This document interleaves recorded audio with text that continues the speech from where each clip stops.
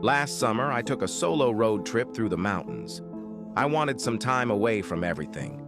Just me, my thoughts, and the open road.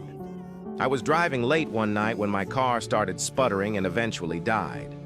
I managed to coast to the side of a desolate road, completely cut off from civilization. My phone had no signal, and it was pitch black outside. I remembered passing a small town about 10 miles back, so I decided to walk there and look for help. After what felt like hours of walking, I finally saw a faint glow of lights ahead. As I got closer, I realized it wasn't a town, but a single house. It was an old, run-down farmhouse, but at that point, I didn't care. I just needed a phone. I knocked on the door, and after a moment, a middle-aged woman answered.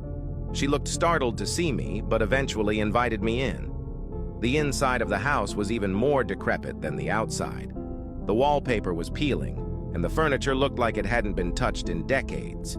She offered me some water and let me use her phone. I called a tow truck, and they said they'd be there in about an hour. While I waited, I made small talk with the woman.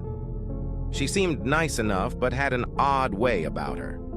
Every now and then, she'd glance at a closed door at the end of the hallway with a nervous look in her eyes. I asked her if she lived alone, and she hesitated before saying yes. About half an hour later, I heard faint shuffling noises coming from behind that door.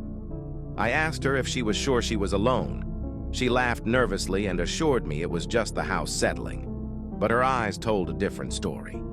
Follow for part 2.